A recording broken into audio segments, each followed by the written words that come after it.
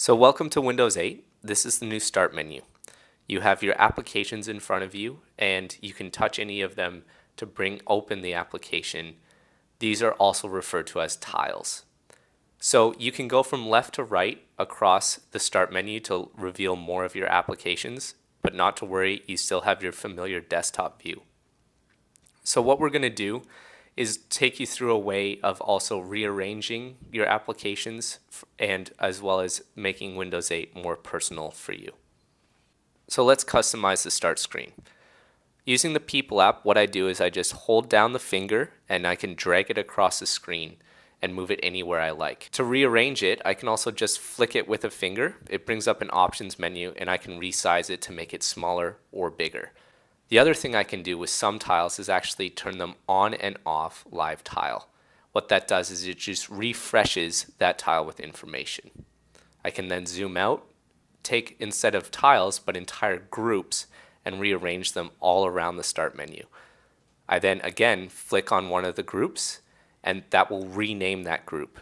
So now I have rearranged my groups so my People app is at the front. If I don't have a touch screen, I can still use the mouse. What I do is drag it down to the bottom and I can use the scroll bar from going left and right across my start menu. I can also click in the bottom right corner to zoom out and then grab an entire group just by using the left click on the mouse to rearrange my start screen. So as you can see, once I click on an app, the interface is very clean. It's very beautiful looking, and I'm just using the weather app as an example as well as the news app here. So you get a quick view of what to expect when you're actually using Windows 8. If I click into a news article, for example, you'll notice it's very easy to read just by scrolling left to right. So the last thing I want to show you really quickly is how to personalize your start screen. Go over to the right side of the screen and hit the settings button. What that does is it brings up your PC settings. Click on PC settings. And under personalize, what you can then do is drag the cursor across for different colors and different patterns. So once you're happy with something that you have, exiting out will show you that your start screen dramatically changes. So one great way to personalize your start screen is to pin different things to it. So what I'm going to do here is go into my People app and select one of my friends I talk with a lot. I simply swipe from the bottom and there's an option where it says pin to start. So what this then does is it will put my friend on the start screen. I also read world news a lot, so what I'm going to do is open up world news, swipe from the bottom again, and get the option to pin to start. I can rename these if I want, and then every time I go to my start screen from pinning something, they're always at the very end of my start menu.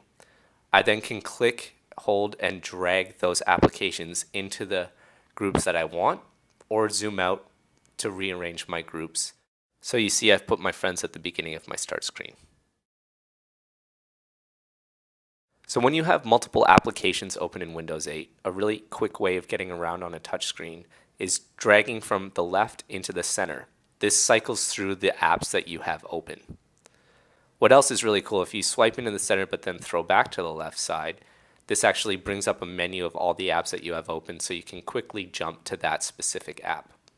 To multitask, swipe in from the center, put back, and then drag that app next to an app that's already open.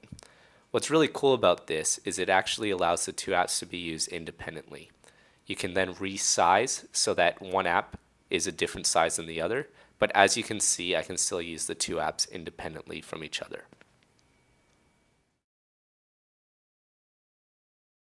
To close any application that's open in Windows 8, all you have to do is drag your finger from the center of the top down. Again, just drag your finger from on top of the screen down towards the bottom. It's very simple once you get the hang of it. Swiping from the center up reveals your options in an app. So these options change for every different application that you're in. So whenever you're stuck, you can right click or use this feature. It's also how I was able to pin my friend to the start screen. Swiping in from the right reveals the Charms menu. No matter what application you're in, you'll always be able to access your charms doing this. Using the mouse, you drag your mouse to the bottom right corner to bring up your charms menu. Keep watching to learn about all the charms. The search in Windows 8 has really changed thanks to the search charm. What you have now is a universal search. Let me show you what I mean. So if I take a search term like Bluetooth, before it would just search my files and settings on my computer. It still does that, of course, but it uses any apps that I have, and I can put that term into it.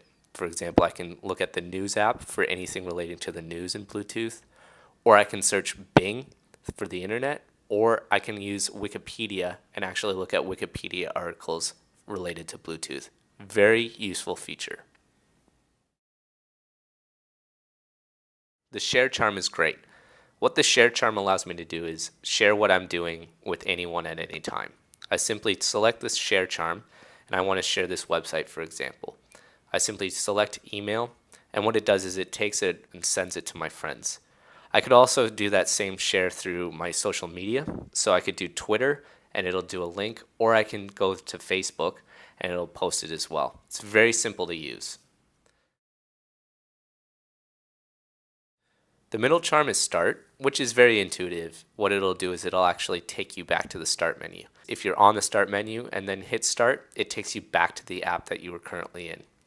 So again, just so you understand, if I open up any other app and then just use the charm, go to Start, it gets me back to the Start screen. And then what I can do is if I'm in that Start screen and hit Start, it takes me back to the app I was in.